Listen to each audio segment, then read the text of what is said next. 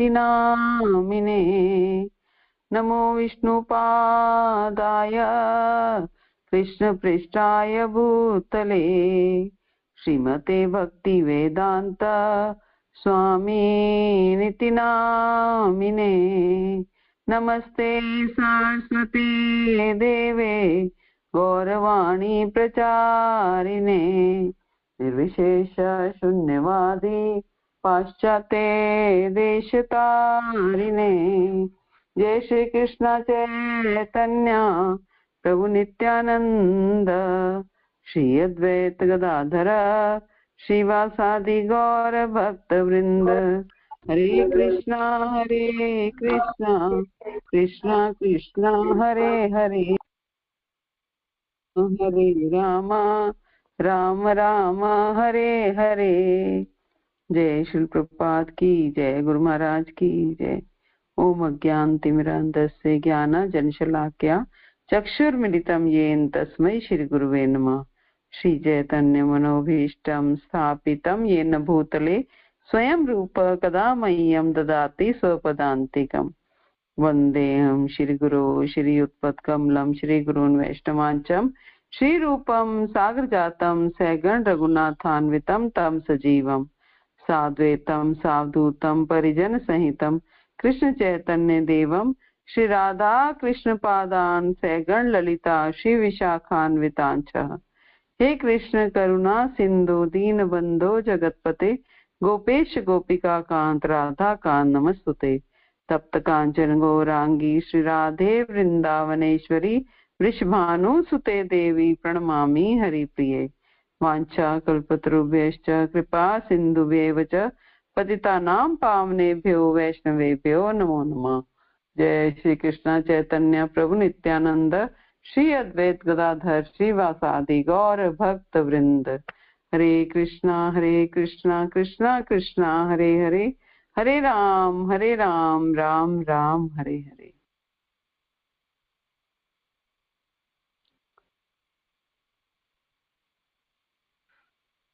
हरे कृष्णा।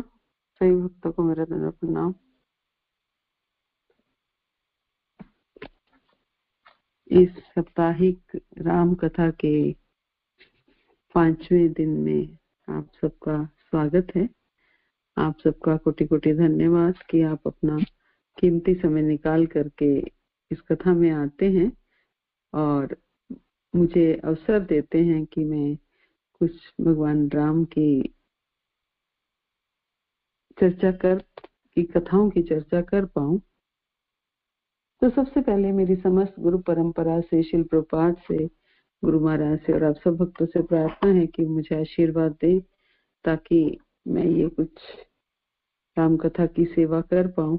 और ये जो भी मैं करती हूँ वो अपने शुद्धिकरण के लिए करती हूँ। मेरा इसमें कोई सेवा भाव नहीं है। मैं बहुत स्वार्थी हूँ और अपने स्वार्थ के लिए ही ये सब कुछ करती हूँ मैं। और सीताराम लक्ष्मण हनुमान जी से मैं कृपा की याचना करती हूँ और भगवान राम से और प्रार्थना करते हुए हम कथा को आगे बढ़ाते हैं।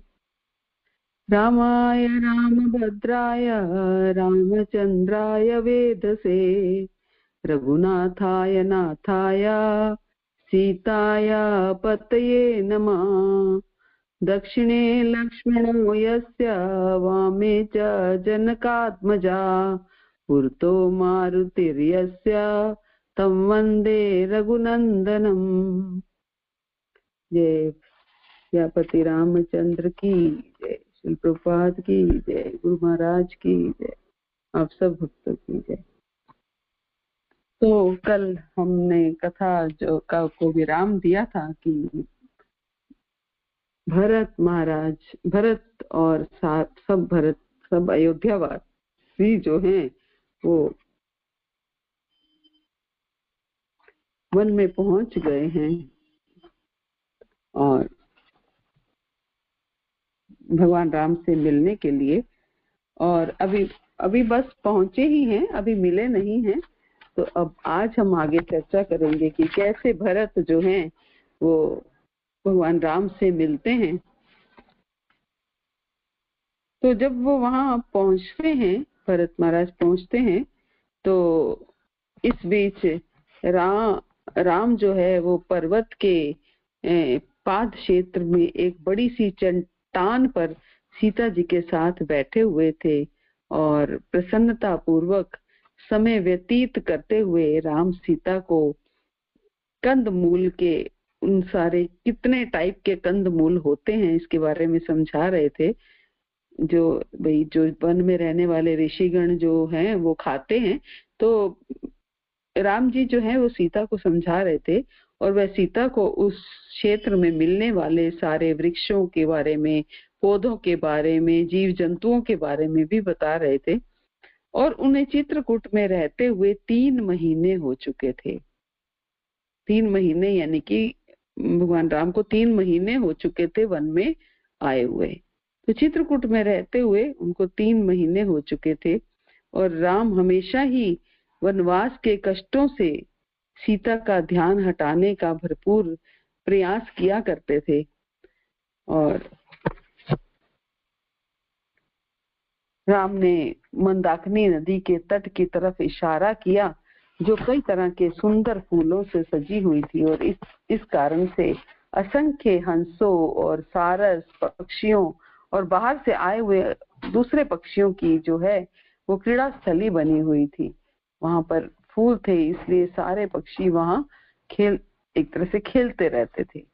तो राम बोले कि हे प्रिय, हमें दुखी होने की कोई आवश्यकता नहीं है क्योंकि हम इतने मनोरम स्थान पर रहते हैं। चारों तरफ इतनी सुंदर हरियाली है, नदी बह रही है मंदाकिनी नदी, और उसमें आसपास पक्षी चहचहा रहे हैं, तो हम बड़ी सुंदर स्थल पर रह रहे हैं।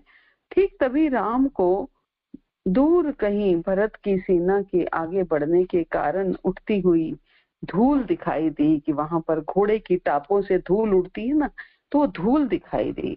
तो शीघ्र ही राम को भय से भागते हुए, जब घोड़ों की टापों से धूल उड़ती है तो वन के जीव जंतु जो हैं वो डर के मारे भागते हैं। तो राम को वो भी दिखाई दिए कि जीव जंतु की आवाजें सुनाई दी और लक्ष्मण की ओर मुड़कर वो बोले कि लक्ष्मण जरा देखो तो किस कारण से उठती हुई इस धूल की वजह से जीव जंतु भयभीत हो रहे हैं, ये पता लगाओ कि इसके क्या गड़बड़ी हो रही है, इस गड़बड़ी का कारण क्या है। तो लक्ष्मण एक ऊंचे वृक्ष पर चढ़ गए और जहां से उन्होंने देखा कि एक विशाल सेना आती हुई दिख रही है, तो बड़ी चौकन्ने होकर वह तेज आवाज में राम को पुकार कर बोले कि जल्दी से आग बुझा दें और माता सीता को किसी गुफा में छिपा दें और हमारे अस्त्र शस्त्र निकाल लें क्योंकि एक विशाल सेना हमारी ओर बड़ी चली आ रही है। तो आग बुझाने का अर्थ ये होता है कि आग बुझाने से अंधेरा हो जाएगा तो कोई दिखेगा नहीं, तो रोशनी होगी तो वहां के लोग बैठे हुए दिखेंगे।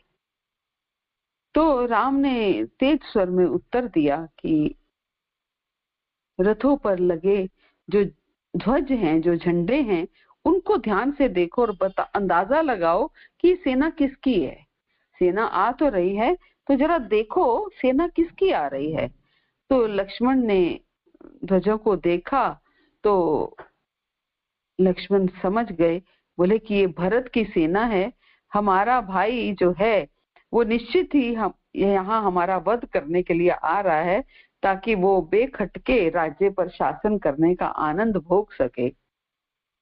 तो लक्ष्मण को शांत करने के लिए राम बोले, जब भरत इतनी अधिक उत्सुकता के साथ यहाँ मुझसे मिलने आ रहा है तो भला हमें धनुष बाण निकालने की क्या आवश्यकता है।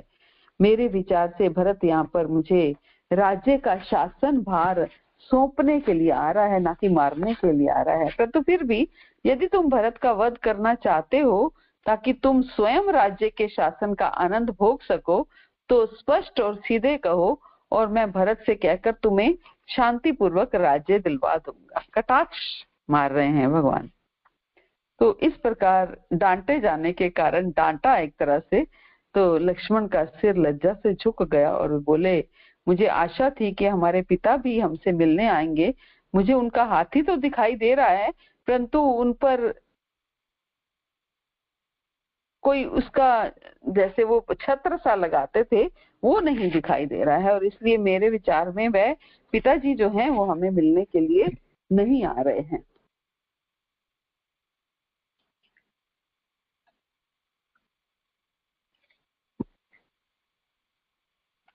तो तुलसीदास जी कहते हैं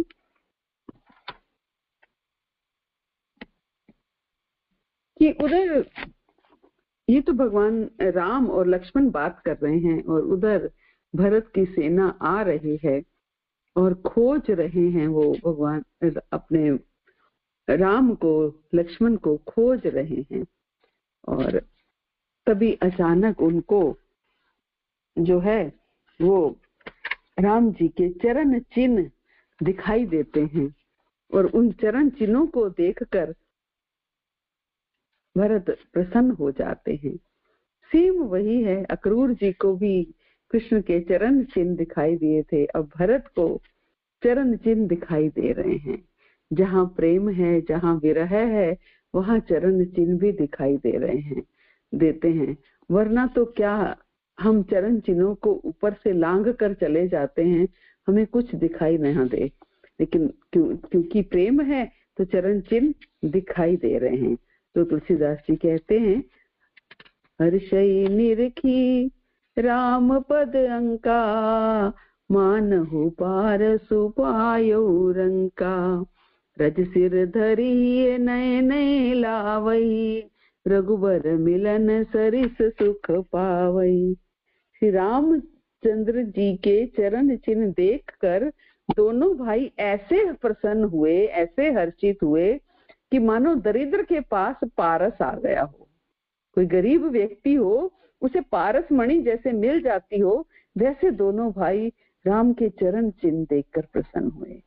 वहां की रज को मस्तक पर रखकर हृदय में और नेत्रों में लगाते हैं, और रघुनाथ जी के मिलने के समान सुख पाते हैं। ऐसा लगा उन्हें कि राम जी जो हैं मिल गए हैं। रघुबर मिलन सरिस सुख पावई, निरखी सिद्ध साधक अनुरागे, सहज स्नेहु सराहन लागे, होत न भूतल भाऊ भरत को, अचर सचर चर अचर करत को। भरत के प्रेम की स्थिति को देखकर सिद्ध लोग, साधक लोग भी अनुराग से भर गए, और जो ऋषि मुनि थे, सिद्ध संत थे, वो भी प्रेम से भर गए, उनके स्वाभाविक प्रेम की प्रशंसा करने लगे। और यदि इस पृथ्वी तल पर भरत का जन्म या प्रेम ना होता तो जड़ को चेतन और चेतन को जड़ कौन करता। जड़ को चेतन अर्थात अगर प्रेम ना होता तो ये जीव जो है जड़ रह जाता। प्रेम से ही भाव है, प्रेम से ही विरह है, प्रेम से ही अश्रु है। तो भरत का प्रेम देखकर कहते हैं वहां के सिद्ध लोग, वहां के साधक लोग, ऋषि लोग कि इसी प्रेम से ही, भरत जैसे प्रेम से ही जड़ को चेतन और चेतन को जड़ कौन कहता। करत प्रवेश मिटे दुख दावा, जन जोगी पर मार थुपावा, देखे भरत लखन प्रभु आगे, पूछे बचन कहत अनुरागे। आश्रम में प्रवेश पा लिया, अब पहुंच गए राम जी के आश्रम में जहाँ राम जी ठहरे हुए हैं। तो वहां प्रवेश करते ही भरत जी दुख और भरत जी का जो दुख है, जो विराग है, वो मिट गया। मानो योगी को उनका परम तत्व की प्राप्ति हो गई हो। भरत जी ने देखा कि लक्ष्मण जी प्रभु के आगे खड़े हैं और पूछे हुए वचन प्रेम पूर्वक कह रहे हैं, पूछी हुई बात का प्रेम पूर्वक उत्तर दे रहे हैं। शीस जटा कटि मुनि पट बांधे, तून कसे कर सरुधन कांधे, वेदी पधु मुनि साधु समाजू, सिए सहित राजत रघुराजू। सिर पर जटा है, कमर में मुनियों का वस्त्र बांधे हैं और उसी में तरकश कसे हैं, हाथ में बाण है और कंधे पर धनुष है। वेदी पर मुनि और साधुओं का समुदाय बैठा है और सीता जी सहित श्री रघुनाथ जी विराजमान हैं। बल कल बसन जटिल तनु श्यामा, जनु मुनि वेश कीन रति कामा। कर कमल निधनु सायक फेरत, जिये की जर निहरत हसी हेरत। श्री राम जी के वत्कल वस्त्र हैं, जटा धारण किए हैं, श्याम शरीर है। सीता जी ऐसे लगते हैं मानो रति और कामदेव ने मुनि का वेश धारण कर रखा हो। श्री राम जी अपने कर कमलों से धनुष बाण फेर रहे हैं और हंसकर देखते ही जी को जलन कर लेते हैं। अर्थात जिसकी ओर भी एक बार हंसकर देखते हैं उसी को परम आनंद, परम सुख, परम शांति की प्राप्ति हो जाती है।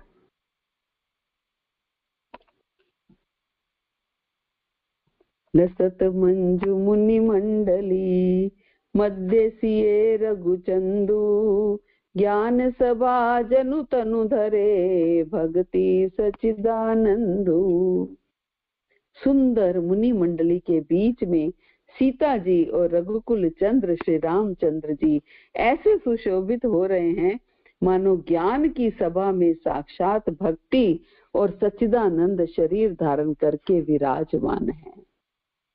सुंदर मुनि मंडली, सारे मुनि लोग बैठे हैं आस पर, साधु संत ऋषि मुनि सब बैठे हैं और बीच में रघुकुल चंद्र श्री रामचंद्र जी सीता सहित बैठे हैं। सानुज सखा समेत मगन मन, बिसरे हर्ष शोक सुख दुख गन। पाही नाथ कही पाही गोसाई, भूतल परे लकुट की नाई। छोटे भाई शत्रुघ्न और साथ में जो मित्र हैं निषाद राज समेत भरत जी का मन प्रेम में मग्न हो रहा है। बिसरे हर्ष शोक सुख दुख गन, शोक सुख दुख सब भूल गए हैं, बिसर गए हैं, प्रभु के दर्शन कर लिए हैं। सीता सहित श्री रामचंद्र के दर्शन हो रहे हैं। हे नाथ रक्षा कीजिए, हे गोसाई रक्षा कीजिए, ऐसा कहकर वो पृथ्वी पर दंड की तरह दंडवत प्रणाम कर रहे हैं, दंडवत प्रणाम कर रहे हैं। कहत सप्रेम नाई महिमा था, भरत प्रणाम करत रघुनाथा। उठे राम सुनि प्रेम धीरा, कहु पट कहु निशंग धनु तीरा। कहत सप्रेम नाई महिमा था, लक्ष्मण जी प्रेम सहित पृथ्वी पर मस्तक निवाकर कहा कि हे रघुनाथ, भरत जी प्रणाम कर रहे हैं। ये सुनते ही रघुनाथ जी प्रेम में अधीर होकर उठे। इतने अधीर हो गए कि कहीं वस्त्र गिरा, कहीं तरकश गिरा, कहीं धनुष गिरा तो कहीं बाण गिरा। भाई को देखकर प्रेम इतना उमड़ आया कि उठकर मिलने के लिए जैसे ही उठे तो वस्त्रों का भी ध्यान नहीं आया। बरबस लिए उठाई उरु, लाए कृपा निधान। भरत राम की मिलनी, लखी बिसरे सभी अपान। भरत राम की मिलनी, कृपा निधान श्री रामचंद्र जी उनको जबरदस्ती उठाकर हृदय से लगा लिया। भरत जी और श्री राम जी के मिलने की रीति को देखकर सब अपनी सुध बुध खो बैठे। मिल रहे हैं दोनों। मिलनी प्रीति की मिजाई बखानी, कभी कुल अगम करम मन बानी। परम प्रेम पूरन दो भाई, मन बुद्धि चित अहमिति बिसराई। मिलन की प्रीति कैसे बखानी जाए। तुलसीदास जी कह रहे हैं दोनों की मिलन की प्रीति से मिल रहे हैं, एक दूसरे को गले से लग रहे हैं, हटने की इच्छा नहीं हो रही है। तो ऐसे मिलन की प्रीति को मैं क्या व्याख्यान करूं, मेरे पास शब्द नहीं है। किन शब्दों से मैं लिखूं कि वो कैसे मिल रहे थे, किस भाव से मिल रहे थे।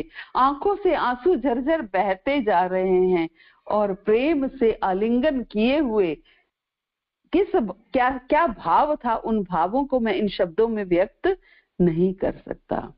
वह तो कवि कुल के लिए कर्म मन वाणी तीनों में अगम है। दोनों भाई भरत और भगवान राम मन बुद्धि चित्त को और अहंकार को भुलाकर परम प्रेम से पूर्ण हो रहे हैं। कहू सुप्रेम प्रगट को करई, के छाया कभी मत अनुसरई। कबई अरथ आखर बलु साचा, अनुहरि ताल गति नटु नाचा। इस श्रेष्ठ प्रेम को कौन प्रकट करे। भरत और राम के प्रेम को कौन प्रकट करे। तुलसीदास जी कहते हैं कि मेरी बुद्धि किसकी छाया का अनुसरण करे। मेरे पास अक्षर नहीं है, मेरे पास शब्द नहीं है। कवि को तो अक्षर और अर्थ का ही सच्चा बल है। तो मैं इन अक्षरों में ही उनके प्रेम को व्यक्त कर सकता हूं। नट ताल की गति के अनुसार ही नाचता है। जैसे ताली बजती है, जैसा म्यूजिक बजता है वैसा डांस होता है। म्यूजिक स्लो होता है तो डांस स्लो होता है, म्यूजिक फास्ट होता है तो डांस फास्ट होता है। तो जैसा भरत और राम का प्रेम था वैसा आलिंगन था और वैसा ही मेरा शब्द चलता है।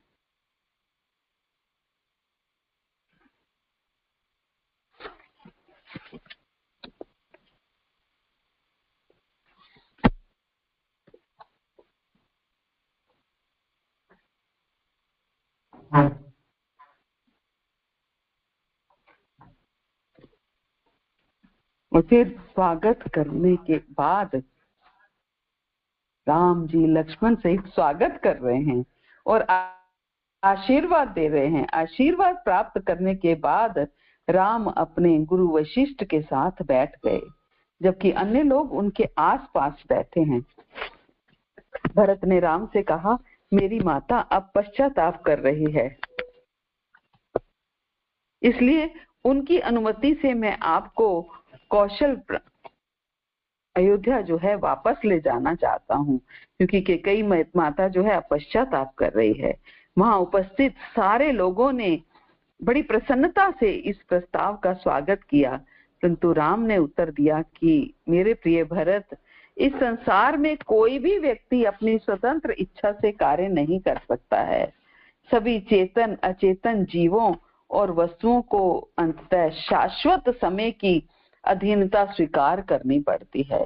किसी के हाथ में कुछ नहीं है, हर कोई समय के अनुसार चलता है। समय जैसे जैसे करवाता है वैसे वैसे वो करता चला जाता है। इसलिए किसी भी बुद्धिमान व्यक्ति को समय के पलट जाने के लिए व्यर्थ दुख नहीं मनाना चाहिए। जब कभी हमारा कभी समय पलटे, कभी सुख के दिन आए, कभी दुख के मान लो दिन आए, तो हमें विलाप नहीं करना चाहिए। मिलन के बाद सदा बिछोह होता है। लकड़ी से बनी नौका समुद्र की सतह पर तैरती है, परंतु अंत में वो टूटकर बिखर जाती है। इसी प्रकार परिवार और समाज के सदस्य मिलते हैं और फिर अपनी अलग अलग नियति के अनुसार, अपने अलग अलग भाग्य के अनुसार बिछुड़ जाते हैं।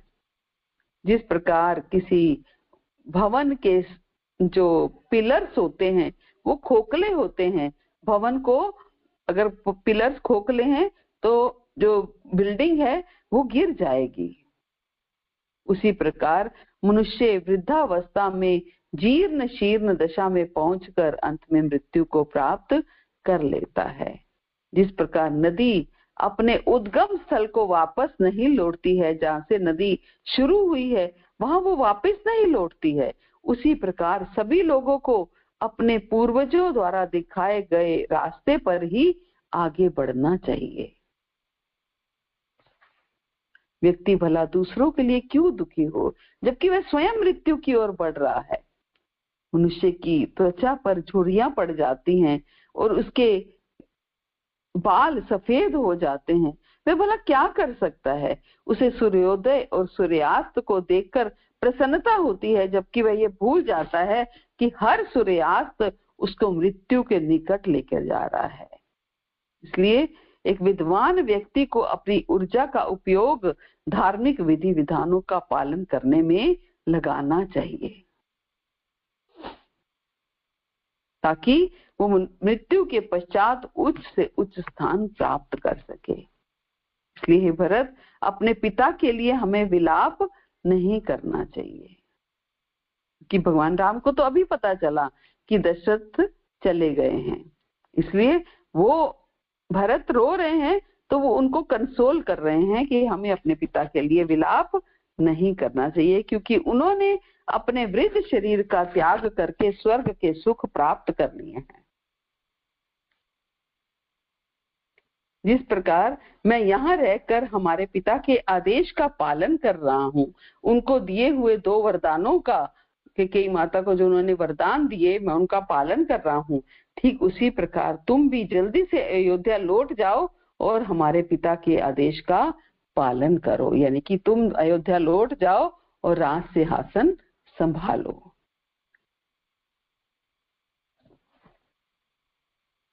भगवान राम जो है निर्देश दे रहे हैं,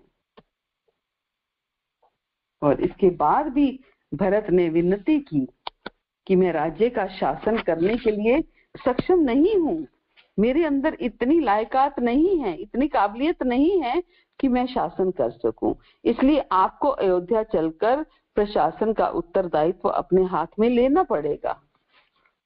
तो ये कहकर भरत ने राम के चरण कमल पकड़ लिए। राम ने भरत को उठाकर अपनी गोद में बिठाया और बोले कि भरत, तुम मेरे बिना भी राजकाज चलाने और शासन करने में पूरी तरह से सक्षम हो, काबिल हो। मुझे मेरे निर्णय से पीछे हटाना असंभव है, इसलिए तुम्हें भी अपनी अनिच्छा का त्याग करके उस उत्तरदायित्व को स्वीकार करना चाहिए जो तुम्हें सौंपा गया है। जो उत्तरदायित्व तुम्हें सौंपा गया है, उस उत्तरदायित्व को स्वीकार करना चाहिए। और अंत में इस स्थिति के सामने झुकते हुए कि भगवान राम नहीं मान रहे हैं, तो इस स्थिति के आगे झुकते हुए भरत सोने से मड़े हुए लकड़ी का एक जोड़ा खड़ाऊ लेकर के आए।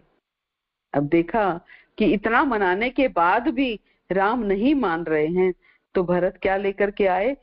सोने से मड़े हुए लकड़ी का एक जोड़ा खड़ाऊ लाए और उन्होंने राम से उन पर अपने चरण कमलों को रखने का अनुरोध किया कि इन खड़ाओं पर अपने चरण रख दीजिए, ताकि इन खड़ाओं पे चरण रज आ जाए।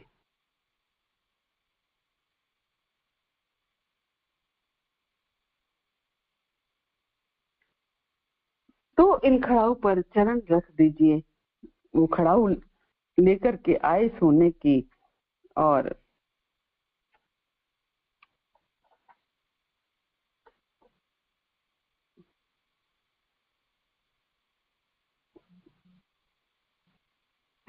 फिर तुलसीदास जी कहते हैं, भरत शील गुरु सचिव समाजू, सकुच सने बिबस रखु राजू, प्रभु करी कृपा पावरी दीनी, सादर भरत शीस धरि लीनी। इधर तो भरत जी का प्रेम और उधर गुरुजनों का, मंत्रियों का, समाज की उपस्थिति, कि भरत तो प्रेम से कह रहे हैं कि मुझे वो खड़ाऊ दीजिए, खड़ाऊ पर अपने चरण रखिए और वो खड़ाऊ मैं लूं।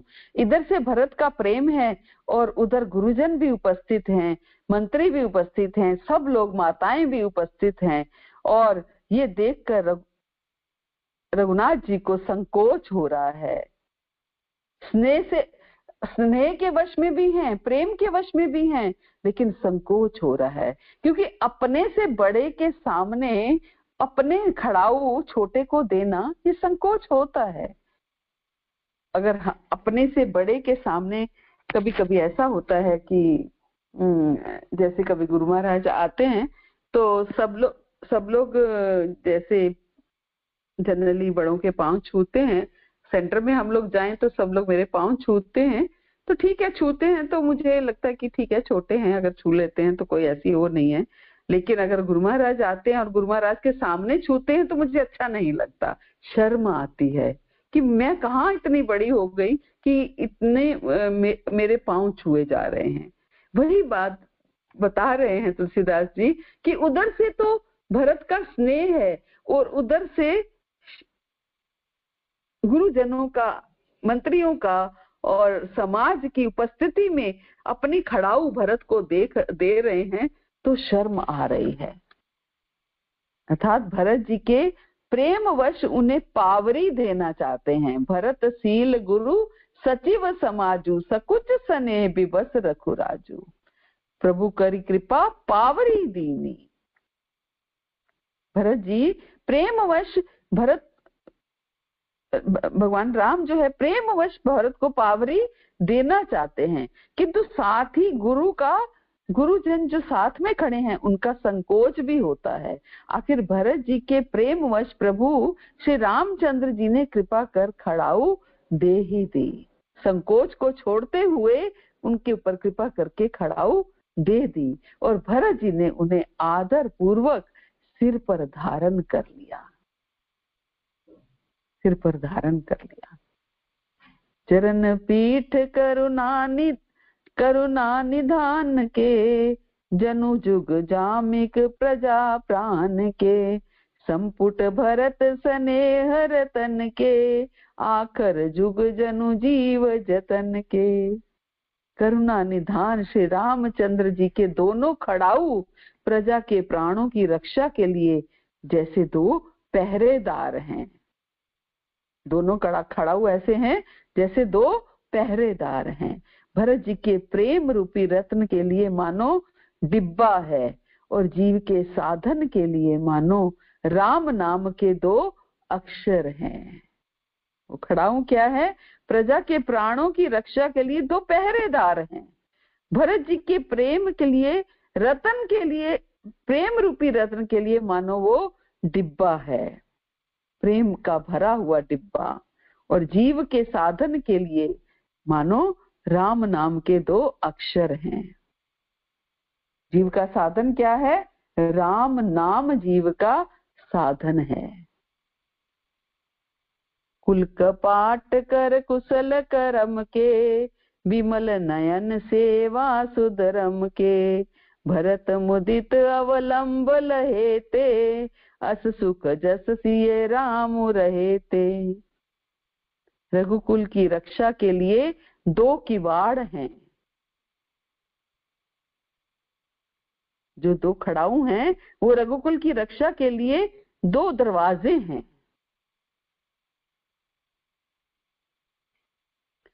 और कुशल कर्म करने के लिए दो हाथ की भांति सहायक हैं। और सेवा रूपी श्रेष्ठ धर्म के सुझाने के लिए निर्मल नेत्र हैं। तो भरत जी इस अवलंब मिल जाने से परम आनंदित हैं। देर से मिले लेकिन मिल गए, इस वजह से बहुत प्रसन्न हैं, बहुत आनंदित हैं। उन्हें ऐसा ही सुख हुआ जैसे सीता राम जी के रहने से होता है। खड़ाऊ को लेकर भरत जी ऐसे सुखी हो गए कि जैसे भगवान राम उनके साथ चल रहे हों, है ना। जैसे सीता राम जी के साथ होता है वैसे वो सुखी हो गए। ऐसे हम सबको भी भगवान के नाम के साथ सुखी होना चाहिए कि भगवान का नाम हमारे साथ है तो हम सुखी हैं।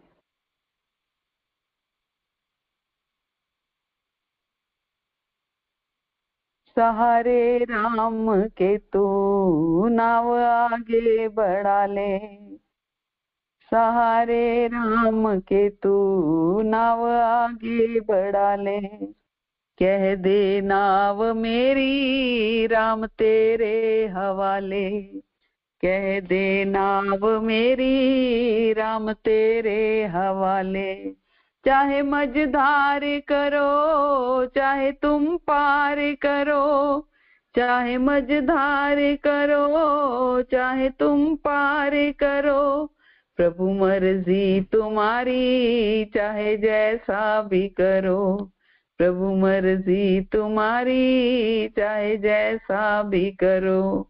ऐसा कहने से गुत्थी उलझ सुलझ जाती है, क्या राम मेरा साथी है, राम मेरा साथी है, राम मेरा साथी है, राम मेरा साथी है। देखो हर तरफ से आवाज यही आती है, क्या राम मेरा साथी है, राम मेरा साथी है, राम मेरा साथी है, राम मेरा साथी है। उसे दिल से पुकारो वही संकट हरेगा, वो नंगे पांव आकर तुम्हें इमदाद देगा, वो नंगे पांव आकर तुम्हें इमदाद देगा। उसे भूलो कभी ना रहे ना कोई भी गम, उसे भूलो कभी ना रहे ना कोई भी गम, उसे घर पाना चाहो रटो बस नाम हरदम, उसे घर पाना चाहो रटो बस नाम हरदम। आता है जब दिल की तार झंझनाती है, क्या आता है जब दिल की तार झंझनाती है, क्या राम मेरा साथी है, राम मेरा साथी है, राम मेरा साथी है, राम मेरा साथी है। लिए जा नाम उसी का जो है दीनों का प्यारा, लिए जा नाम उसी का जो है दीनों का प्यारा, रहे ना कोई बाधा बने घर वो सहारा, रहे ना कोई बाधा बने घर वो सहारा। दुश्मन मीत होंगे उन्हें अपना बना लो, दुश्मन मीत होंगे उन्हें अपना बना लो, तेरा उद्धार होगा उसे मन में बसा लो, तेरा उद्धार होगा उसे मन में बसा लो।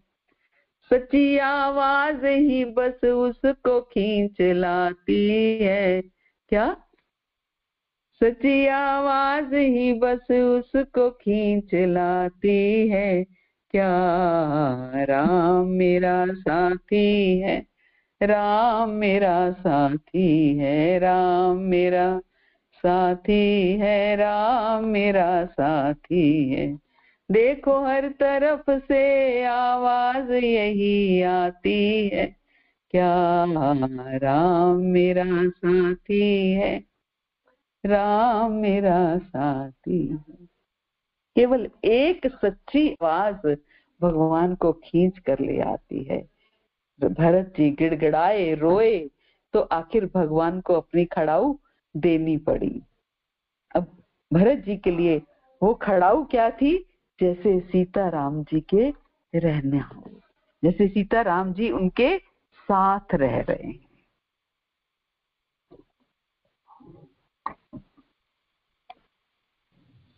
अब भरत अपने सेना के साथ नंदीग्राम में ही रहने लगे और उन्होंने राजकाज के सभी मामले राम की खड़ाऊ के सुपुर्द कर दिए। शरणागति, राम की खड़ाऊ के सुपुर्द सारे काम कर दिए, जो करना है आपको करना है, अब मुझे कोई चिंता नहीं है। और साथ ही स्वयं को मिलने वाले सारे उपहार भी राम की खड़ाऊ को अर्पित कर दिए। भरत अक्सर ही राम की खड़ाऊ के ऊपर राजसी छत्र लिए हुए उन्हें कभी चावल डुलाते, कभी उनके ऊपर राजसी छत्र डालते, कभी हवा करते हुए ऐसा दिख जाया करते थे। और इस प्रकार से भरत ने 14 वर्ष तक राजकाज संभाला और वे सदा भगवान स्वयं को भगवान राम का अधीनस्थ मानते रहे कि मैं उनका सेवक हूँ। सेवक बन के उन्होंने राजकाज संभाला और अपने खड़ाऊ के रूप में भगवान राम हमेशा वहां उपस्थित रहे।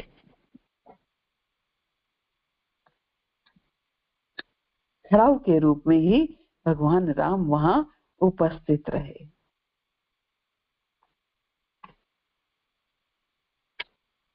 तुलसीदास जी कहते हैं, नित पूजत प्रभु पावरी, प्रीति न हृदय समाती, मागी मागी आयसु करत, राम काज बहु भांति।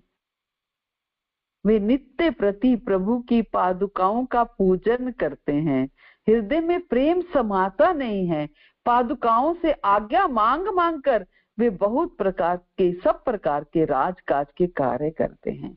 जो भी कार्य करना है राजकाज का, पादुकाओं से आज्ञा मांगते हैं, हृदय में प्रेम नहीं समाता, रोज पादुकाओं की ही पूजा करते हैं। पुलक गात ही सिय रघुबीरु, जी नामू जप लोचन नीरू, लखन राम सिय कानन बसही, भरतु भवन बसी तप कनु कसही। शरीर पुलकित है, हृदय में श्री सीता राम जी हैं, जीव राम नाम जप रही है, नेत्रों में प्रेम का जल भरा है। लक्ष्मण जी, श्री राम जी और सीता जी तो वन में बसते हैं, परंतु भरत जी घर में ही रहकर तप के द्वारा शरीर को कस रहे हैं। तो क्या ये स्थिति हम प्राप्त नहीं कर सकते? हम भी भगवान के विग्रह को सामने रखकर, भगवान के नाम को लिख करके सामने रखकर उनकी सेवा अर्चना भी कर सकते हैं, है ना। उनको ही भगवान समझ करके भगवत भाव रखते हुए उनकी सेवा अर्चन करते हुए, उनसे जैसे भरत जी सारी आज्ञा लेकर हर कार्य को वही उनसे कर रहे हैं, वैसा हम भी कर सकते हैं। लेकिन उसके लिए भाव चाहिए भरत जी जैसा, है ना। परम पुनीत भरत आचरणु, मधुर मंजु मुद मंगल करनु, हरन कठिन कलि कलुष कलेसु, महामोह निशि दलन दिनेशु। भरत जी का पवित्र आचरण, चरित्र मधुर, सुंदर और आनंद मंगलों का करने वाला है, कलयुग के कठिन पापों और कलेशों को हरने वाला है, महामोह रूपी रात्रि को नष्ट करने के लिए सूर्य के समान है।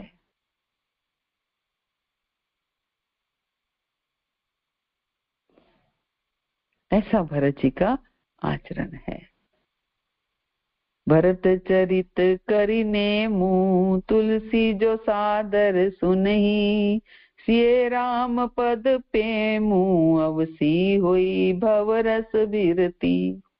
तुलसीदास जी कहते हैं कि जो कोई भरत जी के चरित्र को नियम से आदर पूर्वक सुनेंगे, उनको अवश्य ही सीता राम जी के चरणों में प्रेम होगा और संसारिक विषय रस से वैराग्य होगा। सच में भरत जी का ऐसा आचरण है और ऐसा उनका तपस्या है, ऐसा उनका त्याग है कि उस त्याग को अगर हम सुनेंगे, पढ़ेंगे तो कल्याण निश्चित है।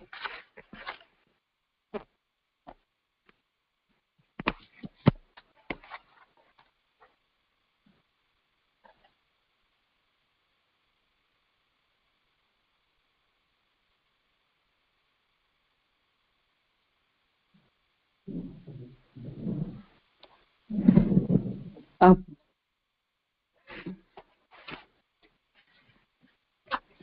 सब लोग चले गए और अब भगवान राम जो हैं वो अत्रि मुनि के आश्रम जाना चाहते थे, क्योंकि यहाँ पर भरत और सब माताएं और सारे लोग भगवान से मिलने के लिए आए थे, और अब यहाँ रह रहे हैं तो उनको उनकी याद आ रही है बार बार, तो भगवान और उससे वो परेशानी महसूस कर रहे हैं। तो राम जी ने सोचा कि अब मुझे ये स्थान छोड़ देना चाहिए, और अत्रि मुनि ने सीता, राम और लक्ष्मण अत्रि मुनि के आश्रम में वो तीनों चल दिया। अत्रि मुनि के आश्रम जाना चाहते थे, तो अत्रि मुनि जी ने तीनों का बड़े अच्छे से स्वागत किया, कि ऐसा लगा कि जैसे वो तीनों जो हैं वो अत्रि मुनि की ही संतानें हैं। तो सीता को अत्रि मुनि की वृद्ध पत्नी अनसुईया ने से भी मिलने का अवसर मिला।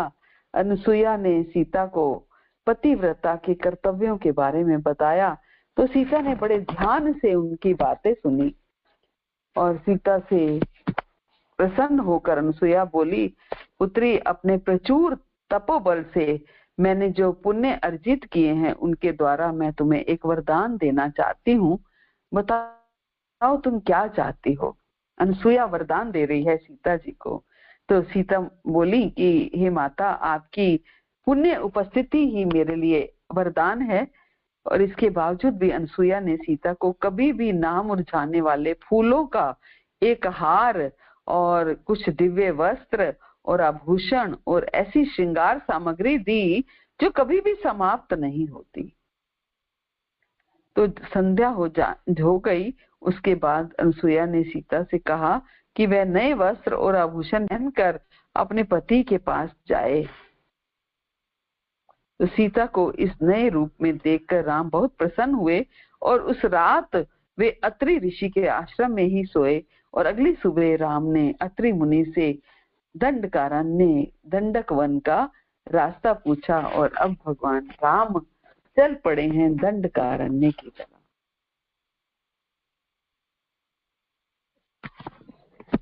दंडकारण्य के ऋषि जो कि भगवान की इंतजार में बैठे हैं, अब भगवान उनके पास गए हैं। के बाद सीता, राम और लक्ष्मण दंडकारण्य में जो आश्रम थे उन आश्रमों में एक एक करके जाने लगे।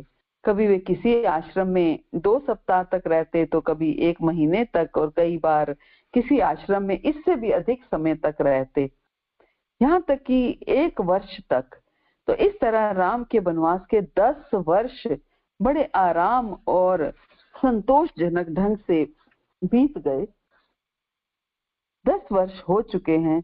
दंडकारण्य के आश्रमों का भ्रमण कर लेने के बाद सीता, राम और लक्ष्मण एक बार फिर सुतीक्ष्ण ऋषि के आश्रम में आ गए, और उन्होंने वहीं रहना शुरू कर दिया। और एक दिन सुतीक्ष्ण मुनि ने बात करते हुए राम बोले कि मैंने सुना है कि महान ऋषि अगस्त्य भी दंडकारण्य में ही कहीं रहते हैं, परंतु इस विशाल वन में मैं उन्हें तलाश नहीं कर पाया। मैं उनके पास जाकर उनके चरण स्पर्श करना और उनसे आशीर्वाद प्राप्त करना चाहता हूँ।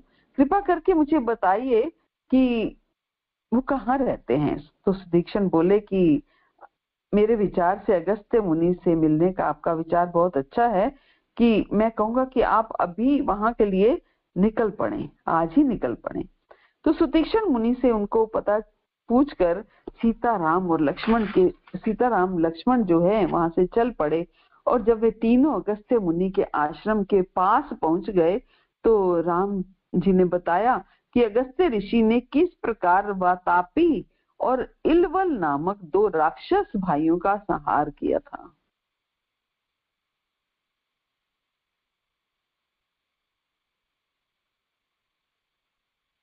और संध्या वेले तक वे 2 लोग अगस्त्य मुनि के भाई के आश्रम पर पहुंच गए, और उन्होंने वहां पर रात्रि को विश्राम करने का निर्णय किया। और अगले दिन फिर अगस्त्य मुनि के आश्रम पहुंचे, जो राक्षसों से मुक्त क्षेत्र था। वहां कोई राक्षस नहीं था, क्योंकि राक्षस अगस्त्य मुनि से डरते थे। तो राम ने लक्ष्मण को उनके अपने आगमन की सूचना देने के लिए भेजा, और अगस्त्य मुनि जो है वो ये सुनकर बड़े प्रसन्न हुए और भागते हुए आए, राम को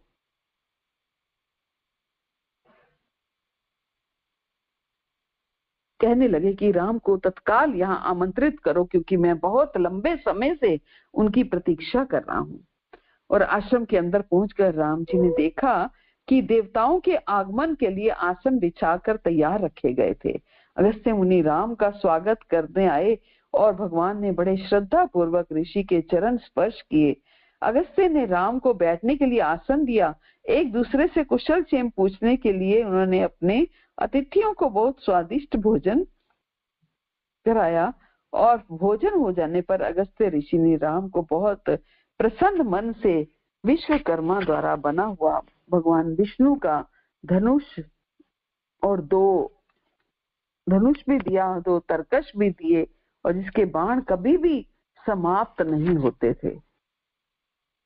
और ये तरकश उन्हें इंद्र ने उपहार में दिया था, और ऐसा तरकश दिया उन्होंने भगवान राम को जिसके तीर कभी समाप्त नहीं होते थे। और इसके अतिरिक्त उन्होंने राम जी को ब्रह्मा जी द्वारा दिया गया अमोघ बाण और सोने से मड़ी हुई एक तलवार दी।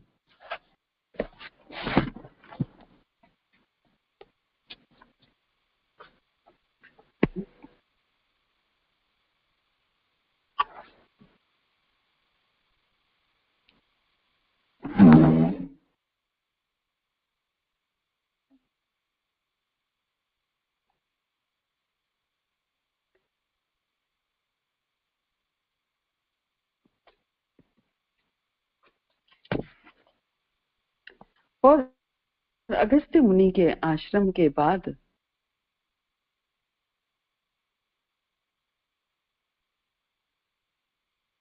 उन्होंने अगस्त्य मुनि से पूछा कि उन्हें किस स्थान पर निवास करना चाहिए। तो अगस्त्य मुनि ने ही उनको सजेस्ट किया कि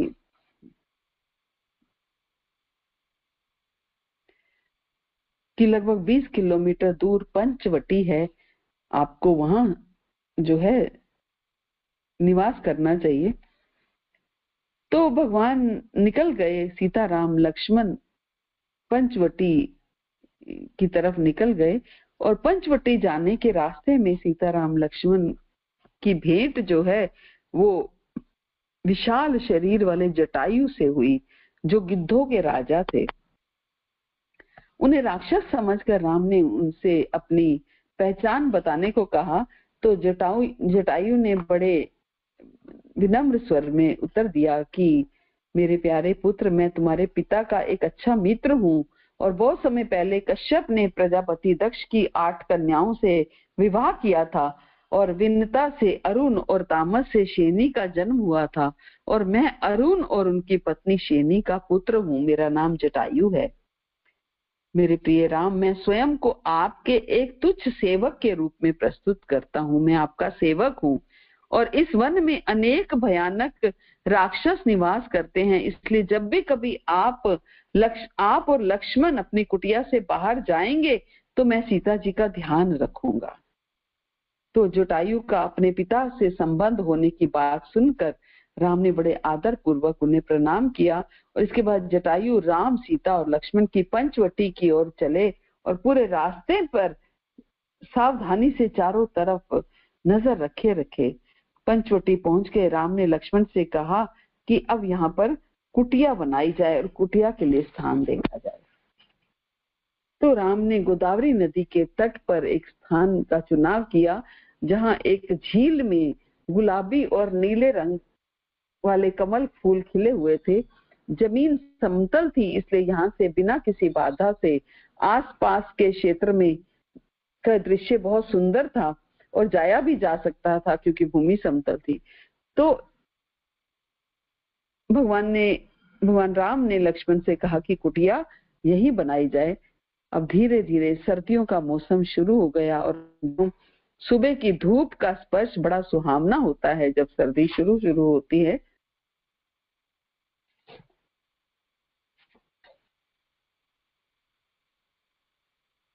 तो तो एक सुबह राम और लक्ष्मण नदी में स्नान करके अपनी कुटिया में लौटे और प्रातःकालीन अनुष्ठान, धार्मिक अनुष्ठान की तैयारी करते हुए एक दूसरे से बातचीत करने लगे। और उसी समय एक राक्षसी वहां पर आई। पंचवटी में हैं अब दोनों भाई सीता सहित, और जटायु से भी मिल लिए हैं और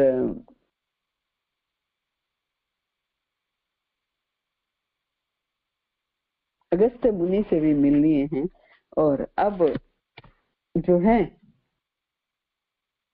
पंचवटी में उन्होंने अपनी कुटिया बनाई, लेकिन वहां उनकी एक राक्षसी से भेंट हो गई।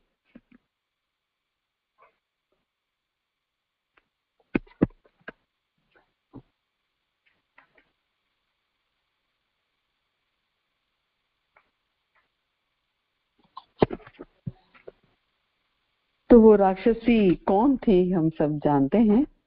तुलसीदास जी कहते हैं, सूपनखा रावण के बहिनी, दुष्ट हृदय दारुण जस अहिनी, पंचवटी सो गई एक बारा, देखी विकल भई जुगल कुमारा। शूर्पणखा राक्षसी कौन थी? शूर्पणखा रावण की बहन थी, जो नागिन के समान भयानक और दुष्ट हृदय की थी। वे एक बार पंचवटी में गई और दोनों राजकुमारों को देखकर काम वासना से पीड़ित हो गई। भ्राता पिता पुत्र उर्गारी, पुरख मनोहर निरखत नारी, होई विकल सक मन ही न जोरी, होई विकल सक मन ही न रोकी, जिमि रबिमनि द्रव रब ही बिलोकी। काक विशुंडी जी कहते हैं कि हे गरुड़ जी, शूर्पणखा जैसी राक्षसी, धर्म ज्ञान शून्य, काम में अंधी स्त्री मनोहर पुरुष को देखकर चाहे वह भाई हो, चाहे पिता हो, चाहे पुत्र ही क्यों, विकल हो जाती है और मन को नहीं रोक सकती। जैसे सूर्यकांत मणि सूर्य को देखकर द्रवित हो जाता है। रुचिर रूप धरि प्रभु पहि जाई, बोली बचन बहुत मुस्काई, तुम सम पुरुष नमो सम नारी, ये संजोग विधि रचा बिचारी। अब उन्हें मोहित करने की कोशिश कर रही हैं। वह सुंदर रूप धरकर प्रभु के पास जाकर और बहुत मुस्कुरा कर वचन बोली कि ना तो तुम्हारे जैसा कोई पुरुष है और ना मेरे समान कोई स्त्री है। विधाता ने ये संयोग बहुत विचार करके रचा है। मन अनुरूप पुरुष जग माही, देख खोजी लोक तिहु नाही, ताते अब लगी रही कुमारी, मनुमाना कछु तुम्हें निहारी। मेरे योग्य पुरुष वर जगत भर में नहीं है। मैंने तीनों लोकों को खोज दिखा लिया है, इसी से मैं अब तक अविवाहित रही। अब तुमको देखकर मेरे मन में कुछ विचार आ रहा है कि मैं तुम्हें अपना पति बनाऊं। सीत ही चितई कही प्रभु बाता, अहे कुवार मोर लघु भ्राता, गई लक्ष्मण रिपु भगिनी जानी, प्रभु बिलो की बोले मृदुवानी। सीता जी की ओर देखकर प्रभु श्री रामचंद्र जी ने ये बात कही कि मेरा छोटा भाई कुमार है। तब और लक्ष्मण जी के पास गई और लक्ष्मण जी उसे शत्रु की बहन समझकर और प्रभु की ओर देखकर कोमल वाणी से लक्ष्मण जी बोले, सुंदरी सुनो मैं उकर दासा। हे सुंदरी, मैं तो उनका दास हूँ। भगवान राम लक्ष्मण जी के पास भेज रहे हैं, लक्ष्मण जी वापिस भगवान राम के पास भेज रहे हैं। सुंदरी सुनो मैं उकर दासा, पराधीन नहीं तोर सुपासा, प्रभु समर्थ कौशलपुर राजा, जो कछु करे उन्हें सब छाजा। हे सुंदरी, मैं तो उनका दास हूँ, मैं पराधीन हूँ, पराधीन नहीं तोर सुपासा। मैं तुम्हें सुख नहीं दे सकता। प्रभु समर्थ हैं, कौशलपुर के राजा हैं, वे जो कुछ करें उन्हें सब फपता है।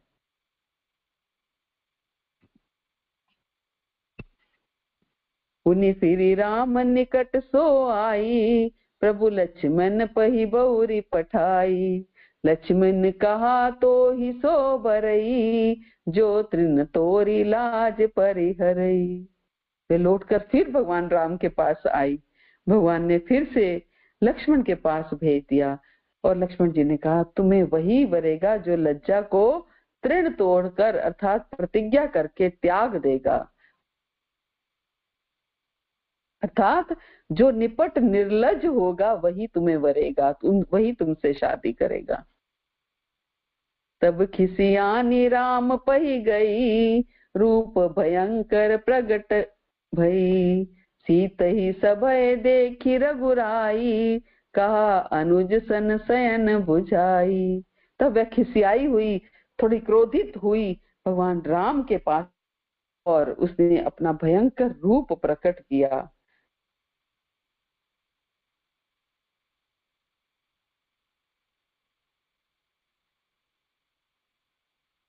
कर दिया। लक्ष्मण अति लांघव सो, नाक कान बिनु कीनी। ताके कर रावण कह, मनो चुनी चुनौती दीनी। लक्ष्मण जी ने बड़ी फुर्ती से उसको बिना नाक कान की कर दिया, मानो उसके हाथ रावण को चुनौती दे दी हो। नाक कान बिनु भई बिकरारा, जनुस्त्रव सैल गैरु के धारा। खरदूषण पही गई बिल पाता, दिग दिग तव पौरुष बल भ्राता। बिना नाक कान के वह ऐसे विकराल सी हो गई, उसके शरीर से रक्त इस तरह बहने लगा मानो पर्वत से गेरू की धारा बह रही हो। रोने लगी, विलाप करने लगी और विलाप करती हुई खरदूषण अपने भाइयों के पास गई। बोली, हे भाई, तुम्हारी वीरता पर धिक्कार है, तुम्हारे बल को धिक्कार है। भाइयों के होते हुए बहन के साथ ऐसा हो गया।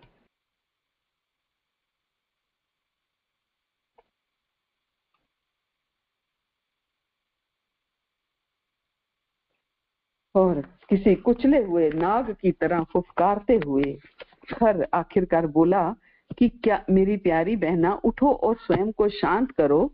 मुझे साफ साफ बताओ कि हुआ क्या है, तुम्हारा ये हाल किसने किया है? क्या उसे ये नहीं पता कि ऐसा करने से वो मृत्यु को आलिंगन कर रहा है कि तुम मेरी बहन हो? तो शूर्पणखा सुबकते हुए बोली कि पास के दंडकारण्य में राम और लक्ष्मण नामक दो भाई रह रहे हैं। मैं नहीं जानती कि वे देवता हैं या असुर हैं, परंतु उन्होंने मेरा रूप बिगाड़ा है, इसलिए मुझे तब तक शांति नहीं मिलेगी जब तक मैं उनका खून नहीं पी लूंगी। तो खर ने बड़े बलशाली 14 राक्षसों को बुलाया और उन्हें शूर्पणखा के साथ राम, लक्ष्मण और सीता का वध करने के लिए भेज दिया। राम अपनी कुटिया में सीता के साथ बैठे हुए थे, जबकि लक्ष्मण जो द्वार पर पहरा दे रहे थे। तभी शूर्पणखा ने उनकी ओर इशारा करके राक्षसों को उनकी पहचान कराई और उन खूंखार नरभक्षियों को देखकर राम ने लक्ष्मण को आदेश दिया कि तुम यहाँ सीता के साथ रुको और मैं जाकर इनसे युद्ध करता हूँ। और फिर युद्ध करते हुए 14,000 राक्षस और खरदूषण सभी मारे गए। एक एक करके राक्षस आते गए और राम जी उनको मार। सभा माज परि व्याकुल, बहु प्रकार कह रोई। तो ही जियत 10 कंधर, मोरी की असीम गति होई। सभा के बीच वह व्याकुल होकर पड़ी हुई बहुत प्रकार से रो रो कर कह रही है कि अरे दशग्रीव, तेरे जीते जी मेरी क्या दशा होनी चाहिए। तुम्हारे होते हुए मेरी क्या दशा होनी चाहिए। सुनक सभासद उठे अकुलाई, समुझाई गही बाह उठाई। कह लंकेश कह सी निज बाता, कई तव नासा कान निपाता। शूर्पणखा के वचन सुनकर सारे सभा में बैठे लोग व्याकुल हो गए। उन्होंने शूर्पणखा की बाह पकड़कर उसे उठाया और समझाया कि लंकापति रावण ने कहा, अपनी बात तो बता, किसने तेरे ये नाक और कान काटे हैं, बताओ तो सही, कथा तो सुनाओ, हुआ क्या है तुम्हारे साथ। अवध नरपति दशरथ के जाए, पुरश सिंध बन खेलन आए। समुझी परी मोही उनके करनी, रहित निशाचर करी है धरनी। बोली, अयोध्या के राजा दशरथ के पुत्र जो पुरुषों में सिंह के समान हैं, वन में शिकार खेलने आए हैं, मुझे उनकी करनी ऐसी समझ पड़ती है कि पृथ्वी को राक्षसों से रहित कर देंगे। ये दशरथ के पुत्र आए हैं, मुझे ऐसा लग रहा है वो पृथ्वी से राक्षसों को समाप्त कर देंगे, क्योंकि 14,000 राक्षस को मार दिया और खरदूषण जैसे बलशाली राक्षसों को मार दिया। जिनकर भुज बल पाई दसानन, अभे भय बिचरत पुनिकानन। देखत बालक काल समाना, परम धीर धनवी गुण नाना। जिनकी भुजाओं का बल पाकर हे दशमुख, मुनि लोग वन में निर्भय होकर विचरते हैं। वे देखने में तो बालक हैं, पर हैं काल के समान।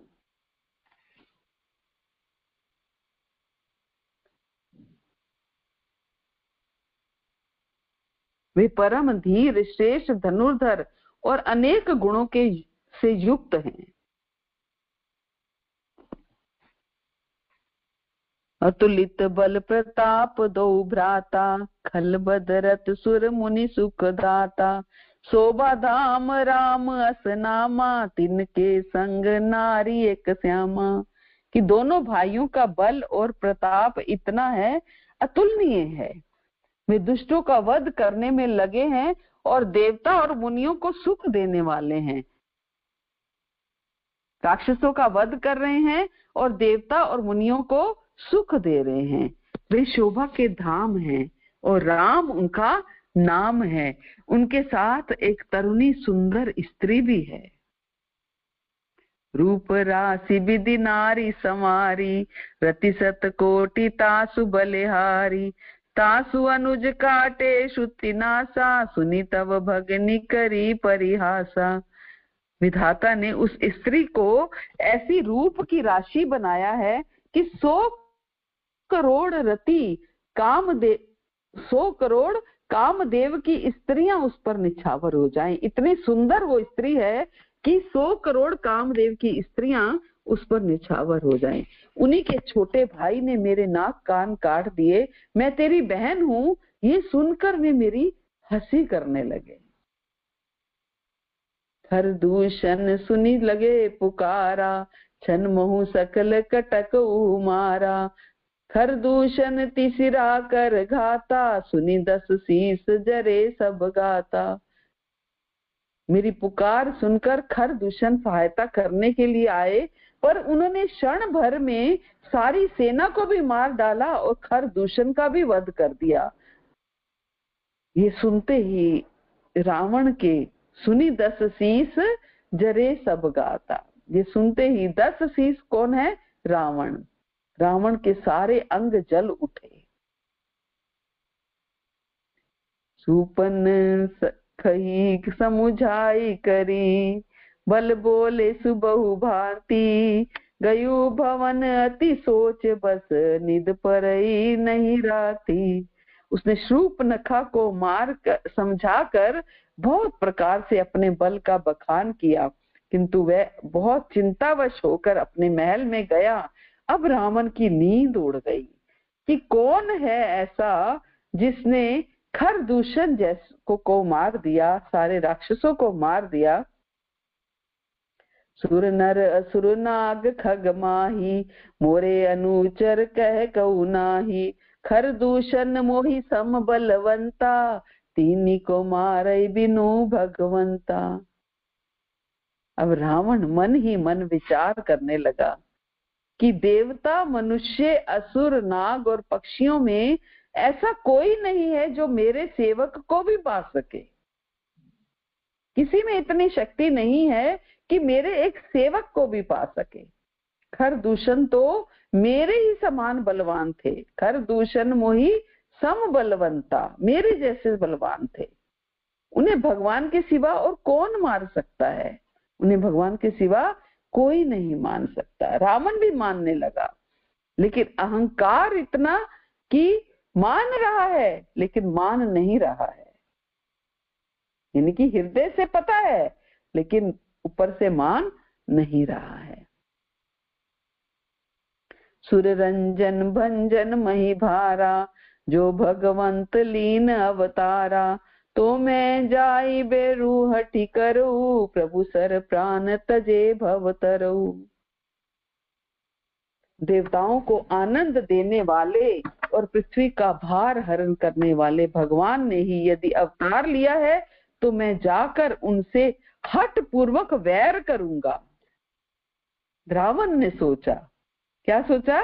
कि देवताओं को आनंद देने वाले और पृथ्वी का भार हरने वाले भगवान ने अगर अवतार लिया है तो मैं जाकर उनसे हठ पूर्वक वैर करूंगा और प्रभु के बाण से प्राण छोड़कर भव सागर से तर जाऊंगा।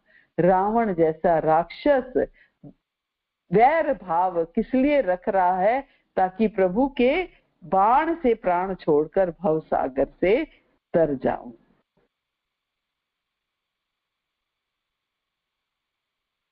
लेकिन भव सागर से तरना वो भी चाहता है। तरीका गलत है, प्रेम करके नहीं तरना चाह रहा, वैर करके तरना चाह रहा है। लेकिन हाँ, तरना वो भी चाह रहा है। कोई भजनु ना तामस देहा, मन क्रम वचन मंत्र दृढ़ एहा। जो नर रूप भूप सुत कोई, हरु नारी जीती रन दो। इस तामस शरीर से भजन तो होगा नहीं, इसलिए मन वचन और कर्म से यही दृढ़ निश्चय है। और यदि वे मनुष्य रूप कोई राजकुमार होंगे तो उन दोनों को रण में जीत कर उनकी स्त्री को हर लूंगा। अगर तो वो दोनों कोई राजकुमार होंगे तो मैं उनकी स्त्री को हर लूंगा।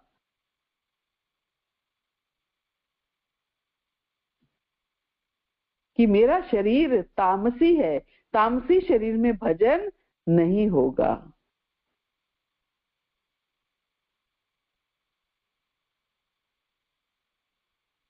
चला अकेले जान चढ़ी तहवा, बस मारीच सिंधु तट जहवा। इहा राम जसी जुगति बनाई, सुनहु उमा सो कथा सुहाई। रावण रथ पर चढ़कर अकेला ही वहां चला जहां समुद्र के तट पर मारीच रहता था। यहाँ श्री रामचंद्र जी ने जैसी युक्ति रची वह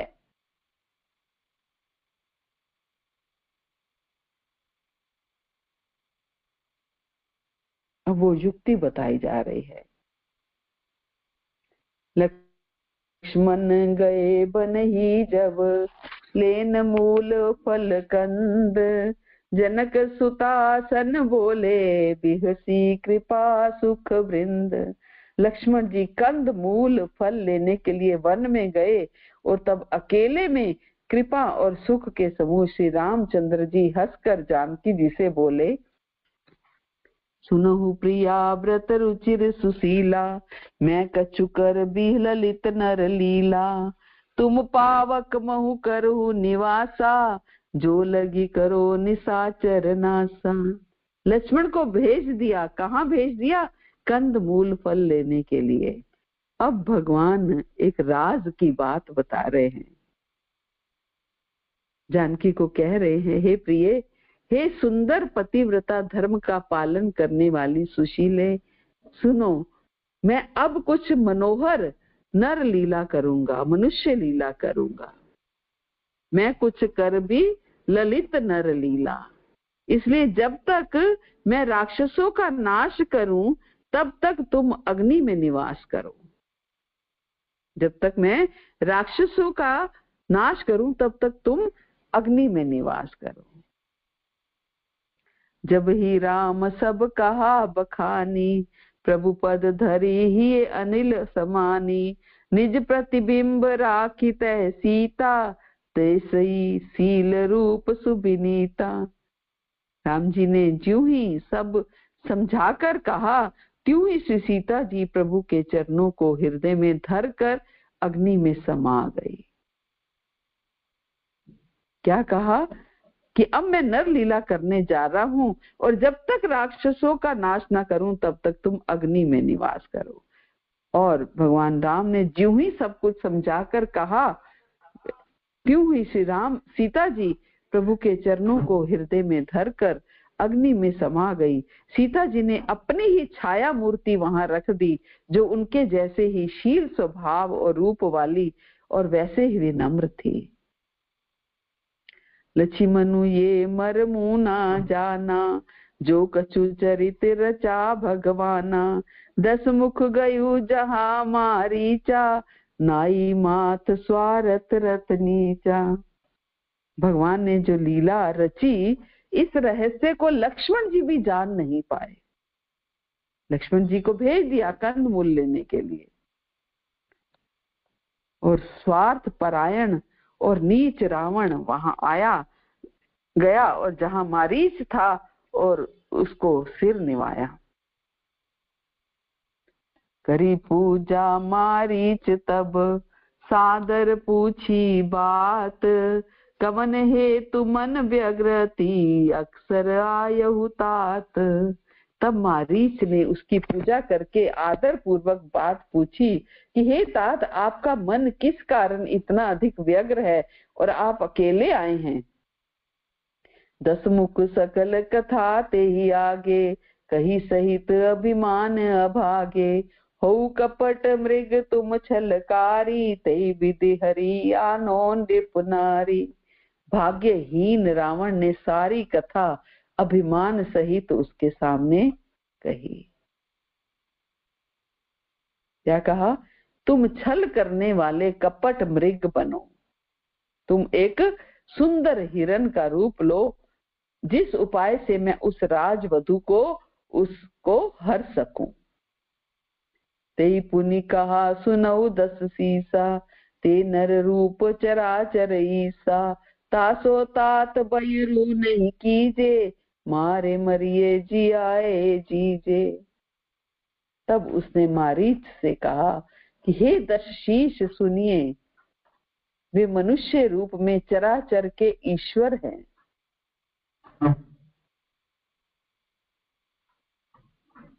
मारीच समझा रहा है रावण को। मारीच रावण को क्या कह रहा है कि सुनिए, वे मनुष्य रूप में चराचर के ईश्वर हैं, उनसे वैर मत कीजिए। उन्हीं के मारने से मरना और उनके जिलाने से जीना होता है। सबका जीवन मरण उन्हीं के अधीन है। मुनिमख राखन गयु कुमारा, बिनु फर सर रघुपति मोहि मारा। 7 जोजन आयु छन माही, 3 सन बयहु किए भल नाही। यही राजकुमार मुनि विश्वामित्र के यज्ञ की रक्षा के लिए गए थे। उस समय रघुनाथ जी ने बिना फल का बाण मुझे मारा था, जिसमें मैं क्षण भर में 100 योजन में जाकर गिर गया था।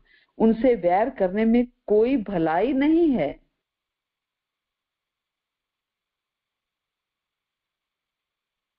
यही ताड़ का सुबाहुवती, खड़े हर को दंड। खर दूषण तिसिरा बधेऊ, मनुज की असबरी खंड।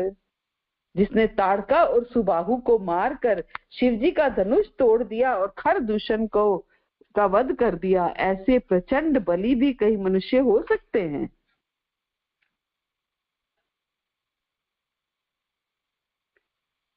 जाहु भवन कुल कुशल विचारी, सुनत जरा दीन सी बहुगारी गुरुजी में मूड कर सी मम बोधा, कहू जग मोही समान को जोगा। इसलिए अपने कुल की कुशल विचार कर आप घर लौट जाइए। ये सुनकर रावण जल उठा और उसने बड़ी बहुत सी गालियां दी।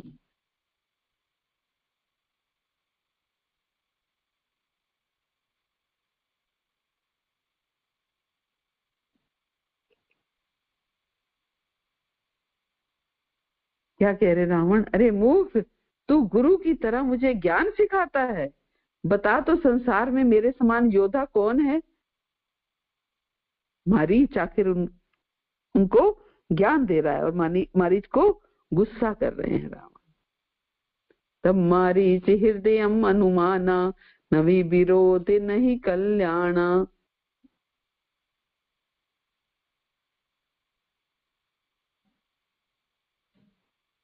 शस्त्री मर्मी प्रभु सठ धनी, वैद बंदी कभी भान सगुनी। तब मारीच ने हृदय में अनुमान किया कि शस्त्री अर्थात शस्त्रधारी, मर्मी अर्थात भेद जानने वाला, समर्थ स्वामी, मूर्ख, धनवान, वैद्य, भाट, कवि और रसोइया, इन 9 व्यक्तियों से विरोध करने में कुशल नहीं होना चाहिए। उभय भांति देखा निज मरना, तब तक सी रघुनायक सरना।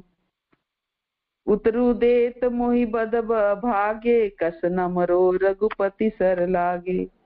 जब मारीच ने दोनों प्रकार से अपना मरण देखा कि नहीं जाऊंगा तो रावण के हाथों मारा जाऊंगा और जाऊंगा तो राम के हाथों मारा जाऊंगा, दोनों प्रकार से मरण देखा, तब उसने श्री रघुनाथ जी की शरण ली, अर्थात उनकी शरण जाने में ही कल्याण समझा। सोचा कि अगर नहीं जाऊंगा तो तब भी रावण मुझे मार ही डालेगा, तो क्यों ना मैं रघुनाथ जी के बाण से मरूं। रघुनाथ जी के बाण लगने से ही मैं मरूं तो मेरा कल्याण निश्चित है। अस जिए जानी दसानन संगा, चला राम पद प्रेम भंगा। मन अति हर्षव जनाव न तेहि, आजु देखी परम स्नेही। हृदय में ऐसा समझकर वह रावण के साथ चला और भगवान राम के चरणों में उसका अखंड प्रेम है। उसके मन में इस बात का बड़ा हर्ष है कि आज मैं अपने परम स्नेही श्री राम जी को देखूंगा, किंतु उसने ये हर्ष रावण को शो नहीं किया कि आज मैं भगवान राम को देखूंगा, उनके दर्शन करूंगा। प्रसन्न हो रहे हैं मारीच, आज दर्शन पाऊंगा, आज श्री राम को देखूंगा। और मारीच को कल दर्शन कराएंगे। हरे कृष्णा। श्री प्रपात की जय, गुरु महाराज की जय, आप सब भक्तों की जय। आपका कोटि कोटि धन्यवाद कि आपने इतनी पेशेंटली कथा को सुना।